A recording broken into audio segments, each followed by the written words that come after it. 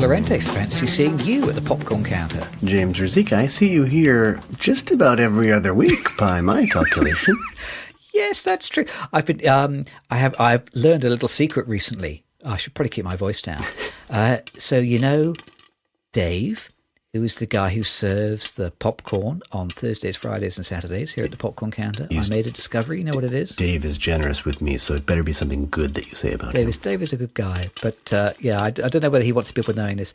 It turns out that Dave is actually the son of Jeff, who drives the van that delivers the popcorn. Oh. Huh. So he's a goddamn nepo-baby. Oh, my God. He got the job just because of his father. Just because of his dad. Oh, man. And it doesn't mean he's not good at the popcorn. He's good with the butter, but you can see how he got his leg up into this competitive and highly desirable industry. Family business. I got to say it, though. They do good business. This is fantastic popcorn all the time. I thought we could talk about nepo-babies at the popcorn counter, and I quickly looked up. I just did a Google search. I said, who are the nepo babies working in the the Hollywood, the mainstream film business? And basically the answer is everybody, absolutely everybody. Yes. I started making a list, and then the list just got so ridiculously long. Oh yeah. So like Lewis Pullman, son of Bill Pullman, Bryce Dallas Howard, daughter of Ron Howard. Oh, good point. Maya Hawke, daughter of Ethan Hawke and Uma Thurman. Yes. Margaret Qualley, who we're going to go and see a little bit later on, daughter of Andy McDowell. I mean, the list is just... She's the daughter of Andy McDowell? She is the daughter of Andy McDowell. How did she possibly get a start in the film business? Huh. Dakota Johnson, daughter of Don Johnson, Melanie Griffiths. I mean, it kind of goes on and on. And I like the further I went down the list, the more famous they got. Oh, wow. Laura Dern, George Clooney, Gwyneth Paltrow, Angelica Houston, of course. Liza Minnelli, of course. Angelina Jolie, of course. Jane Fonda, Jamie Lee Curtis. I love Jamie Lee Curtis. Yeah. Wow. But she still had a leg up. Drew Barrymore, the name Barrymore should have been a clue, Yeah. And even writers as well. So like Max Landis. Oh God. Okay, but son of John Landis. He was hot for a hot second too, wasn't he? Yes. Yes, I think he's thankfully I think he seems to have gone ice cold now.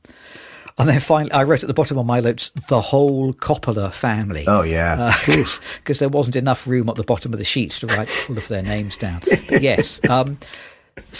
Yes, there are a lot of nepo babies, but but do you know who my favorite is? I'm going to guess.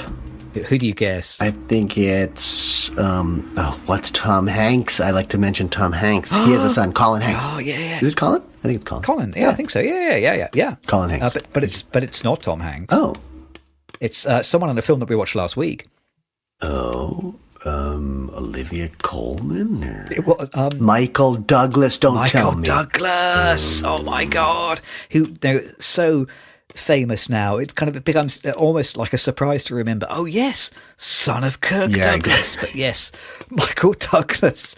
I was just looking back at Michael Douglas's career, and oh my God, what a knack for choosing the right projects. Yeah. That guy has. Yeah. I did not realise, I'm sure you probably knew this, but I did not, that he was the producer of One Flew Over the Cuckoo's Nest. Yeah, I think that was really kind of one of his earliest successes. Yes. Because I actually remember him a little bit from a television program called Streets of San Francisco. Right, okay. Which I think I think we barely got that in this country. Okay, I think that precedes Cuckoo's Nest, but that was one of his first things, and I think he worked hard on that too. That was the other thing, is that, yes, maybe he had the dad, but I remember that I think he even hired Milos Forman. He was very active on that project, and yet he's not in it, is he? I don't remember him. He's not in it. No, he's just a producer. Yeah. Mm-hmm. But they like from there. I was kind of writing down like some of the things that he's been in, especially kind of during the 70s, the 80s, the 90s. Yeah. He was always picking these kind of zeitgeisty projects, with incredible precision, just amazing. Yep. So he was in Coma in 1978. Wow.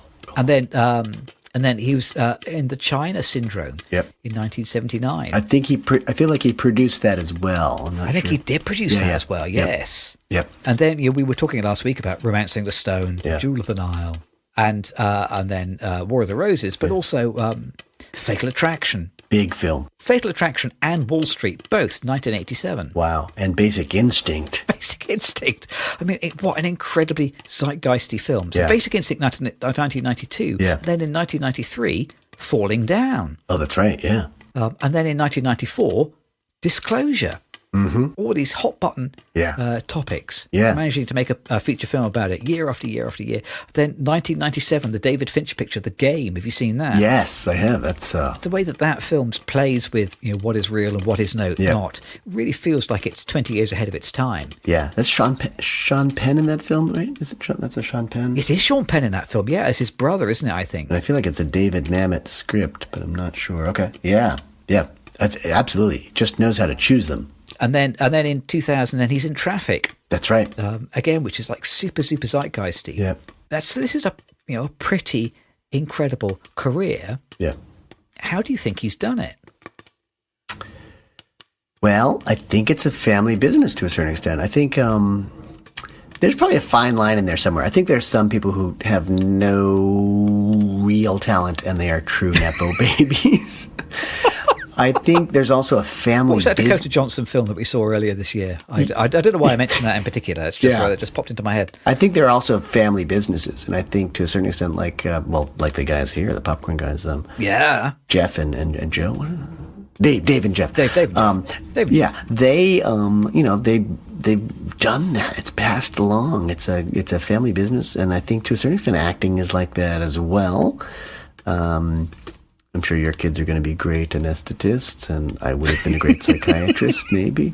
I hope they're better than me. I'm a teacher. My mother was a teacher. To a certain extent, there is that the classic family business piece, but I think in an industry where there's that much money and that much notoriety involved, I think you do get a lot of nepo babies, and I'm so glad you opened with that list.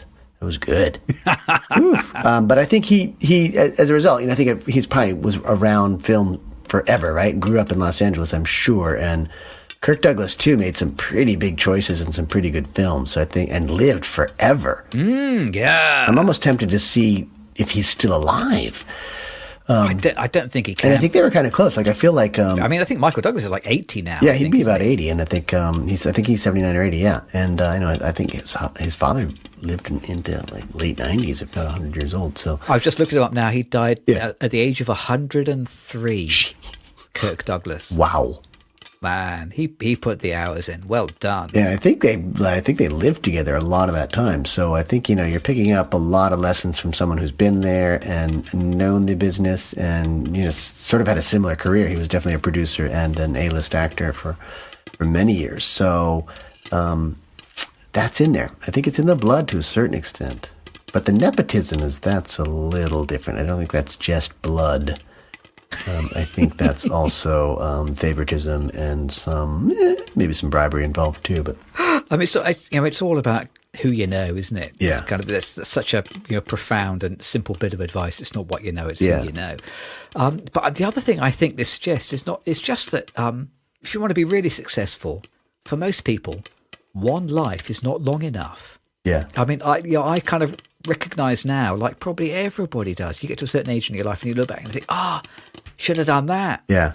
I should have listened to this bit of advice. I remember my great uncle telling me when I was a boy, you should take up golf because that'll be really good for your career in medicine. At the time, I remember thinking, what does Uncle Russell know? What a ridiculous idea. And it's only later in life I realised, my God, that was brilliant advice. Why didn't I do that? That would have made an enormous...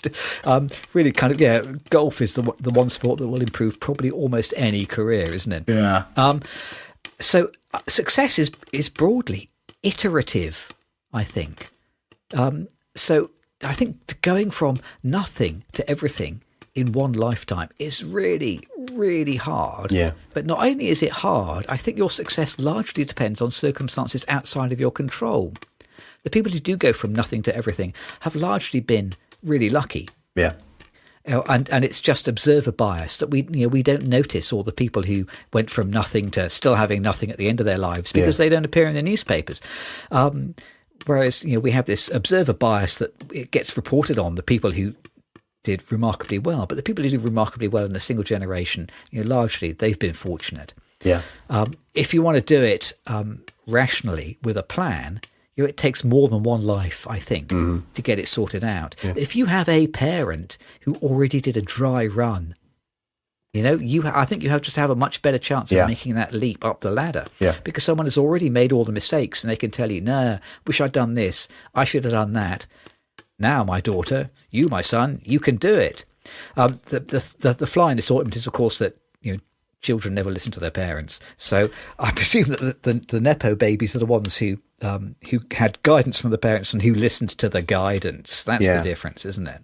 Yes. I remember one of my first film classes. I was living in Colorado at the time, so there's no film happening there.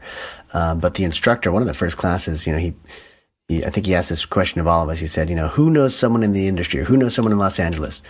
And, he'd go around the room and we'd say, no, not me. And then one kid says, yes, I know, I've got my uncles in there. And he said, okay. He would, every time someone said, no, you're not going to make it. And then when the kid says, oh, my uncle's out there. Oh, you've got a chance. You might make it.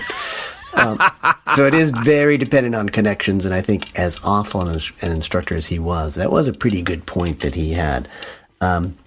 I think, though, there's definitely a lot of work going on. I think Michael Douglas definitely is a hardworking guy. Yeah. And I think he's got, as you've mentioned already, he's got a great eye for what's going to work. He's in touch with what's hot at the moment. So a lot of those films, he's got some fairly controversial films in there, but he's always in there, right? Like Basic Instinct or Fatal Attraction or Disclosure, Wall Street. And he's not playing really particularly nice, he's not always a nice guy. He's in fact, he's kind of very rarely a nice guy. Yeah. So I think that's brave. I mean, I have a lot of respect for the guy. I don't particularly like his style or his characters. And I'm, lukewarm on most of the films, but I've always respected him because he gets a lot of stuff made. And sometimes that's just because of who he is. Like, he knows that if he acts in a film, he can get it made. And I think sometimes he buys material that he knows is going to work because he's in touch with what's happening in the world at any given moment. I think one of my favorite roles, I don't think we've mentioned it, is Wonder Boys. Yeah. Because it's totally against character. He's like this washed up professor trying to write a book, and it's not a Michael Douglas role, yet he does it, and he does it very well. And this is a guy who's, been able to be the big financial genius and the tough guy, tough as bones. He's been able to take on like a lesser Harrison Ford role, doing like a Romancing the Stone or a Jewel of the Nile or something like that. So for him to do something like the Wonder Boys, and he's probably late 50s or 60 years old at that time, I think he recognizes what that role is appropriate for him at that age, and he does a great job on it. It's one of my favorite films of his for sure, and I just love that film. And a great Bob Dylan soundtrack too in there too. So it's got a couple Dylan tunes, but so I think he works pretty hard. I think he's kind of still at it. I mean, he's just. Yes, he had the connections, but I think he's really worked hard enough to deserve his credit and maybe no longer deserve being called the nepo baby. Yeah, exactly. Yeah, he's made it on his own, isn't he? One quick warning. Yeah. So I did have a look at Michael Douglas's Wikipedia page. Yeah. When I was reading up, and I'm sure you probably know. So he had a brush with throat cancer. Oh. And and the story is like a little bit vague because I think he came out and said, "Oh, I have throat cancer." Yeah. And then other people suspected actually, no, maybe it's probably more likely it's tongue cancer or floor of mouth cancer, which is a little bit different. But my recommendation, my warning, gentle listener, is that if you do go and look at Michael Douglas's Wikipedia page and you see the link, the little blue link, which is highlighted under his tongue cancer diagnosis, do not let your mouse hover over that link, because that link will spontaneously produce a little picture from Wikipedia of the way it is presumed that Michael Douglas got tongue cancer, and it's not the sort of picture that you want to be seen looking at work. I'll just say that. Oh, there's a meme or an acronym for that. Not for work. Is that NFW? Yes, not safe for work. Not safe for work. NSFW. Yes. If I was hovering over that picture at work, I would be disciplined and asked to go home for a few days, I think, and cool off. Are you going to give us more detail? Get a bit more graphic? Like how? Well, actually, see, whenever I upload the podcast, I have to click a button which is saying, is this podcast suitable for children?